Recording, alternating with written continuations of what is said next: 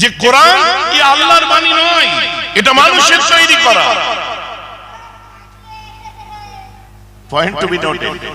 কি বলছে? এটা আল্লাহর বাণী নয়, এটা মানুষের তৈরি করা।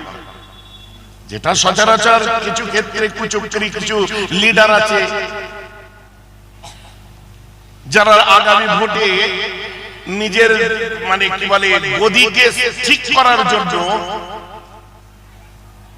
নিজের চেয়ারের পায়াকে মজবুত করার জন্য, সিট কনফার্ম করার জন্য উলফাল বলছে, দেখছেন না? ইমাম অর্গানাইজেশন এন্ড ওয়েলফেয়ার ট্রাস্টের কর্ণধাররা এতক্ষণ আমার সাথে ছিলেন। আমি ওদের বলছিলাম যে দেখো, কোন জিনিস যদি শর্টে নাম কিনতে হয়, কোন বড় জিনিসকে নিয়ে টানাটানি করো, তুমি তাড়াতাড়ি প্রচার হয়ে যাবে, হই হই আরম্ভ হয়ে যাবে। তুমি নিজে যদি পাবলিসিটি চাও, তুমি পাবলিসিটি স্টান্টের জন্য তুমি যদি সাইকেল নিয়ে টানাটানি করে, কেউ তুমি চিনবে? চিনবে না। তুমি একটা সাইকেলের বদনাম করে কেউ চিনবে? চিনবে না। গরুর গাড়ির বদনাম করে চিনবে? চিনবে না। কিন্তু তুমি বিএমডব্লিউ এর বদনাম করো, রোলস রয়েসের বদনাম করো, মার্সিডিজের বদনাম করো, বেন্টলির বদনাম করো, ফেরারির বদনাম করো, এক বাক্যে তোমায় চিনবে। আর দেখবে গরুর গাড়ি, ভ্যান, রিকশা এর তলায় ঝোলে কি বলো তো? যুবকেরা কথা বলো, হ্যাঁ এটা কিছু ঝোলে না? কি ঝোলে? আরে তলায় একটা কি ঝুলিয়ে রাখে না, ছেঁড়া, হ্যাঁ ছেঁড়া জুতো ঝুলিয়ে রাখে। কেন ঝুলাই? আরে কিসের জন্য? কিসের জন্য ঝুলাই? নজর না লাগার জন্য। ওই গরুর গাড়িতে নজর দেয় কি? আমাকে বুঝাও যে কি জুতো ঝুলিয়ে দিয়েছে, কি যে দেখো আমার উপর যেন নজর না লাগে, তাই আমি ভ্যানের তলায় জুতো ঝুলিয়েছি। আমার এর মধ্যে কোন যুবকটা আছে দাঁড়িয়ে বলো, আল্লাহ আমায় বড় হয়ে যেন একটা গরুর গাড়ি দিও। কার অ্যাম্বিশন আছে, কার শখ আছে, আল্লাহ আমায় বড় হয়ে একটা রিকশার মালিক করো? কার শখ আছে? ওটা নিরুপায়। যারা রিকশা চালাচ্ছেন, ভ্যান চালাচ্ছেন, ভালো নিজের শরীর খাটিয়ে নিজে ইনকাম করছে, কিন্তু ওই রিকশাওয়ালাটার উপায় নেই বলে আজ রিকশা চালাচ্ছে। ওর উপায় থাকলে তো ওলা উবের চালাতো। কি কথা ঠিক বলছে না ভুল বলছি? তো রিকশার তলায় ঝুলিয়ে দিয়েছে একটা, কি বলে নজর যেন না লাগে, ছেঁড়া জুতো ঝুলিয়ে দিয়ে বসে। আমি বলি তোর নজর দেয় কি? ওখানে নজর দেয় কি? এই সমস্ত পাতি বালগুলো নিজের তলায় জুতো ঝুলিয়ে রেখে দিয়েছে যে আমার দিকে দেখছে, জুতোর দিকে তাকাচ্ছে না। এখন আমাকে বলো, মার্সিডিজের তলায় জুতো ঝুলতে দেখেছো? বিএমডব্লিউর তলায় জুতো ঝুলতে দেখেছো? অডির তলায় জুতো ঝুলতে দেখেছো? ফরচুনারের তলায় জুতো ঝুলতে দেখেছো? প্যাজারোর তলায় জুতো ঝুলতে দেখেছো? নেই। ঠেলা গাড়ি তার তলায় জুতো ঝুলছে। সেই অবস্থা হয়েছে, ঠেলা গাড়ির তলায় জুতো ঝুলিয়ে রেখে দিয়েছে। এখন দেখছে এতে কাজ হচ্ছে না। এখন ঠেলা গাড়ির উপরে মানে বিভিন্ন মডিফাই করে কি করেছে, ওই ভাঙ্গাড়ওয়ালার কাছ থেকে তুলে নিয়েছে, মার্সিডিজের গ্রিল লাগিয়েছে। মার্সিডিজের গ্রিল লাগিয়েছে, বিএমডব্লিউর গ্রিল লাগিয়েছে। ওকে বিএমডব্লিউ হয়ে গেল? গ্রিলটা বিএমডব্লিউ লাগিয়েছে। ও যত দামি গাড়ি করে লোক যাচ্ছে, হাসির পাত্র হয়েছে, কিন্তু একবার তাকিয়ে দেখছে কি দেখছে না। ভাই যে কথা বুঝতে পারছেন? ভাঙা সাইকেলে যদি হায়াবুসার গ্রিল আপনারা ভাইজার লাগায়, পালসারের ভাইজার লাগায় সাইকেলে, লোক মনে মনে হাসবে, কিন্তু একবার তাকিয়ে দেখবে কি দেখবে না। এদের সেই অবস্থা হয়েছে, তলায় জুতো ঝুলছে, ভাঙা সাইকেলে ভাইজার লাগিয়েছে দামি বাইকের, হাসির জন্য হলেও একজন তাকিয়ে দেখছে, দেখার পরে ওকে চিনছে। হ্যাঁ ওখানে এক মাল দেখলাম, সে আপনার সাইকেলের মধ্যে কি করেছে, ভাইজার লাগিয়েছে দামি বাইকে। ঠেলা গাড়িতে দেখি মার্সিডিজের গ্রিল বাতি লাগিয়ে বসে আছে। এদের কেস হচ্ছে সেই তলায় জুতো ঝুলছে, ঠেলা গাড়ি আর এমন জিনিস নিয়ে কথা বলছে, লোকের কাছে হাসির পাত্র হচ্ছে, মুসলিম নয় বিদ্যার মানুষদের কাছে হাসির পাত্র হচ্ছে, কিন্তু একবার নজর সেদিকে পড়ছে। কথা আমার বুঝতে পারছেন কি পাচ্ছেন? তো এদেরকে ঠেলা গাড়ির তলায় জুতো ঝুলা ছাড়া অন্য কিছু ভাবি না। বেকার এদের পাবলিসিটি স্টান্ট আমি করি না। একটা জিনিস আমি শুধু আপনাদেরকে বলে দিই, এই চ্যালেঞ্জ এর আগেও এসেছে। আল্লাহর কাবার সামনে লিখে দেওয়া হয়েছিল কোরআনের সবথেকে ছোট সূরা যেটা, এগুলো ইতিহাস। আপনি বলবেন ইতিহাস কি আপনারা একা মুসলমানরা পড়েন? না, যদি মুসলমানরা পড়তো 10 কমান্ডমেন্ট ফিল্ম তৈরি হতো না, যদি মুসলমানরা পড়তো দামাসিক ফিল্ম তৈরি হতো না, যদি মুসলমানরা পড়তো আল্লাহু আকবার ফিল্ম তৈরি হতো না, যদি মুসলমানরা পড়তো তাহলে ইসলামের ইতিহাস নিয়ে তথ্যচিত্র তৈরি করতো না। আসলে যারা তথ্যচিত্র তৈরি করেছে তারাও ইসলামকে পড়েছে। আমি এই কথা বলছি না যে ওই তথ্যচিত্রের মধ্যে দিয়ে ইসলাম প্রচার হচ্ছে, আমি তা বলছি না, বোঝাবার জন্য বলছি। আজকে গিরিশচন্দ্র চট্টোপাধ্যায় কোরআনের অনুবাদ করেছিলেন, তার মানে তিনি কোরআনকে কত সুন্দর বুকে নিয়েছিলেন, তবেই তার অনুবাদ করেছে। মিস্টার লা মার্টিন কোরআনকে তারা অধ্যয়ন করেছে, তাই কোরআন সম্পর্কে তারা উক্তি করতে পেরেছে। মিস্টার ডেভিনপোর্ট কোরআনকে পড়েছে, তাই কোরআন সম্পর্কে উক্তি করেছে। মিস্টার ফিলিপ কেইটি কোরআন পড়েছে, তাই কোরআন সম্পর্কে উক্তি করেছে।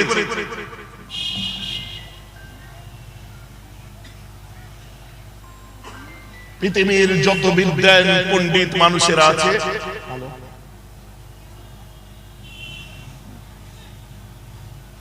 যত বিদ্বান পণ্ডিত মানুষেরা আছে, তারা কোরআনকে পড়েছে, তাই কোরআন সম্পর্কে তারা লিখতে পেরেছে। আমি আসবো, বলবো আপনাদের কাছে, মন খারাপ করার কিছু নেই। কারণ কি বলেন তো, এসব দিকে নজর দেওয়ার টাইম আমাদের নেই।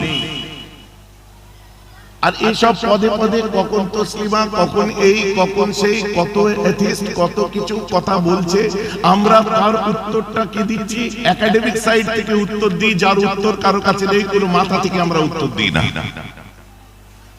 যুবকেরা বুঝতে পারলেন তো?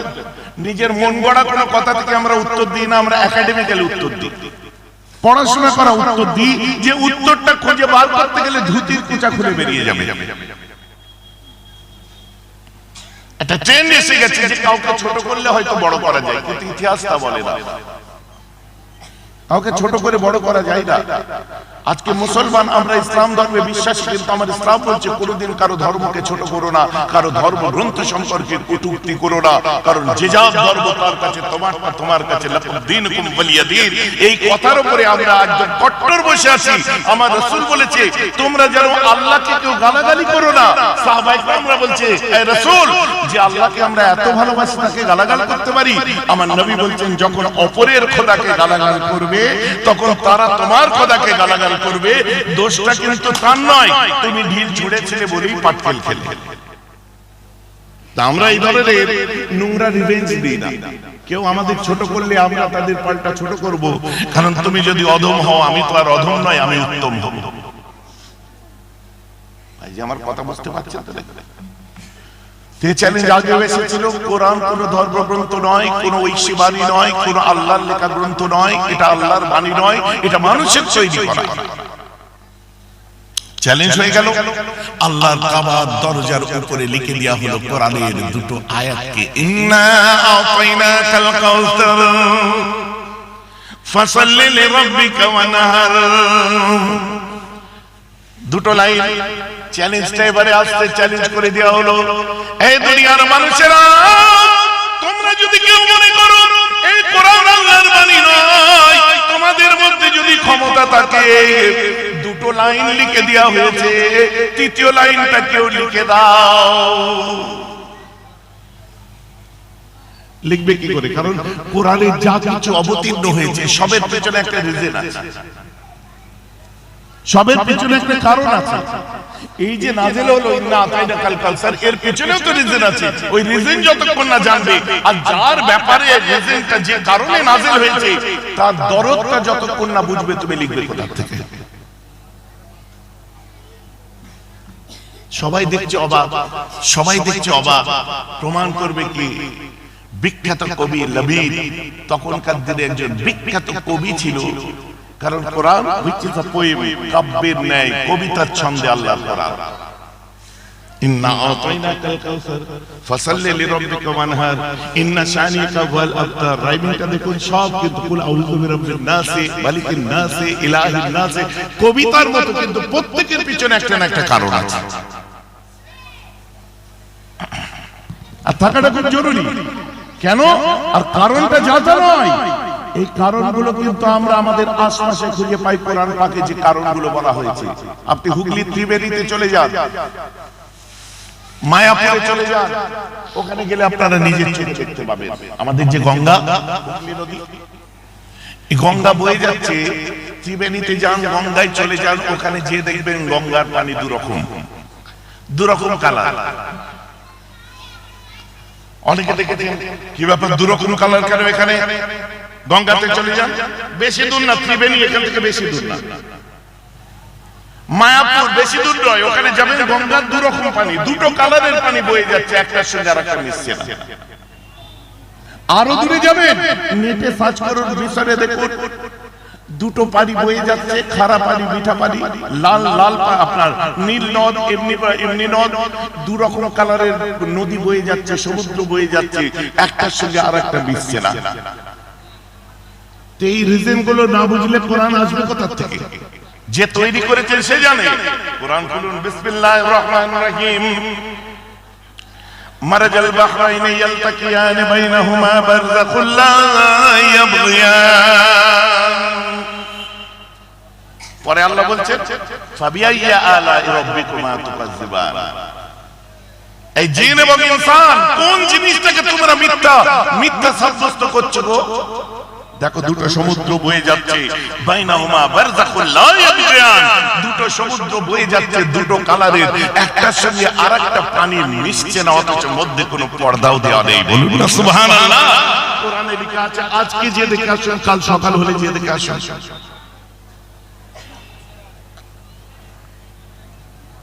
কোথায় পাবে? বিলাবেলা পৃথিবীকে নিয়ে চিন্তা করেছে কি? এরকম বললে রাত কেটে যাবে মুসলমান। আমি টাইম জোন যদি আপনাদেরকে দেখাই,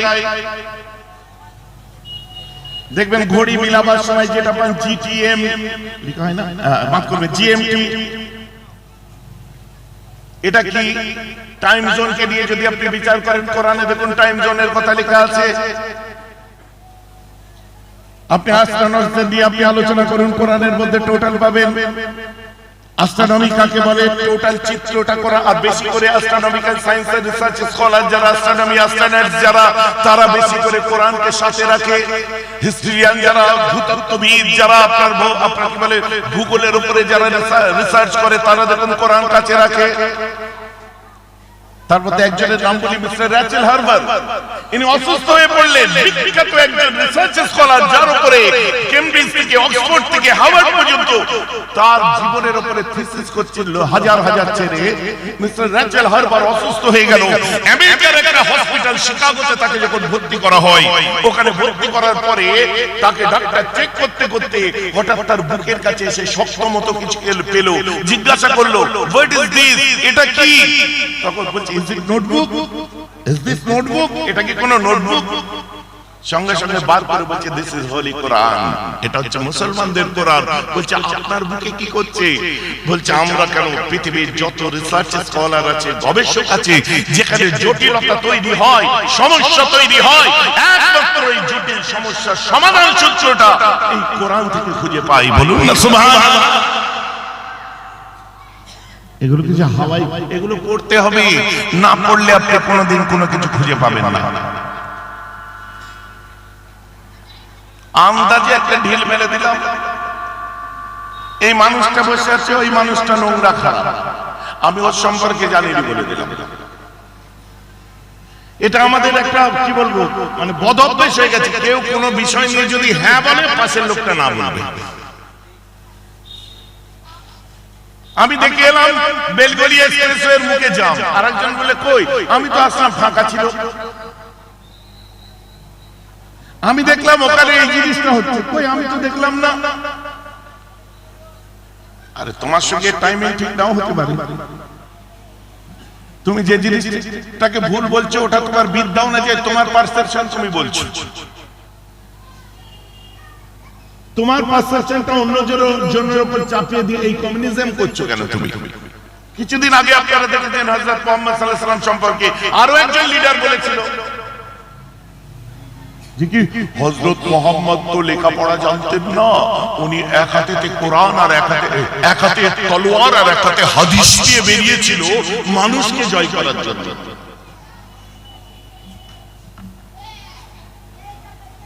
এরা কি? এরা ঠেলা গাড়ি, তলায় জুতো ঝুলছে, সামনে মার্সিডিজের বাম্পার। কত সামনে মার্সিডিজের বাম্পার, কেউ না হোক একবার হাসলেও তাকে তো দেখছে। পাল্লাই পড়ো, জায়গা মতো ডিবেট করো, জায়গা মতো আলোচনা করো, 2 2 4 4 4 8 1 1 2 কত ধানে কত চাল বুঝে যাবে। আর আমরা এইসব নিয়ে যখনই আলোচনা করি মাথায় রাখবেন ওই কাল্পনিক মনে এলো আর নিজের উপস্থিত বুদ্ধি নিয়ে তর্ক করি না, আমরা একাডেমিক্যাল ট্যালেন্ট নিয়ে আমরা আলোচনা করি, যেগুলো আমরা পড়েছি আমাদের রিসার্চ সেটাই সামনে তুলে ধরা হয়। আপনার মনের কথা আমি বিশ্বাস করি, আপনার কি মনে হলো ওটাই আমি বিশ্বাস করতে হবে না, এটা ঠিক না। কোরআনের দুটো লাইন লিখে দেওয়ার পর বিখ্যাত একজন কবিকে নিয়ে আসা হলো।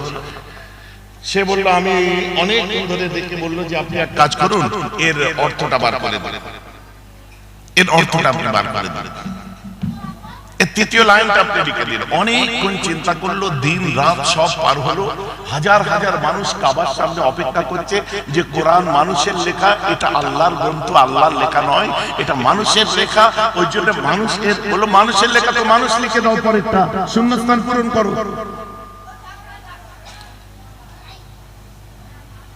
লাস্টে শূন্যস্থান পূরণ করলে ইন্না আতাইনাকাল কাউসার ফাসাল্লি লিরাব্বিকা ওয়ানহার। পরের লাইনটা আপনারা বলুন, ইন্না শানিয়াকা ওয়াল আবতার। কিন্তু ওখানে লেখা হলো লাইসা হাযা মিন কালামিল বাশার। ইন্না আতাইনাকাল কাউসার ফাসাল্লি লিরাব্বিকা ওয়ানহার, লাইসা হাযা মিন কালামিল বাশার। রাইমিং মিলে গেছে, বাশার কাউসার ওয়ানহার, এদিকে বাশার রাইমিং মিলে গেছে, ছন্দ মিলে গেছে। সবাই হই হই করছে, প্রমাণ করে দিয়েছে যে কোরআন আল্লাহর লেখা নয়, প্রমাণ হয়ে গেছে কোরআন মানুষের লেখা। এই দেখুন তৃতীয় লাইনটাও লিখে দেওয়া হয়েছে। কিন্তু যে লিখেছে তার মনে সুখ নেই, তাকে নিয়ে কোলে তুলে নাচছে, তাকে নিয়ে উল্লাস করছে। শেষ পর্যন্ত সে মন খারাপ দেখে বলছে, তোমার মনে সুখ নেই কেন? তুমি এত বড় একটা কাজ করেছো, চ্যালেঞ্জকে ভেঙে দিয়েছো যে কোরআন আল্লাহর লেখা নাই, মানুষের লেখা। মানুষের লেখা প্রমাণ করতে যে তার মন খারাপ, তার দম বার হয়ে গেছে, বাকি অন্য কিছু তো অনেক দূরের কথা। কথা বুঝতে পারছেন? মানুষের লেখা প্রমাণ করতে যে দম বেরিয়ে গেছে। মানুষ হচ্ছে সৃষ্টিকুলের শ্রেষ্ঠ, বাকি ওইসব যেসব কথাগুলো শুনেছে ওগুলো তো অনেক দূরের কথা।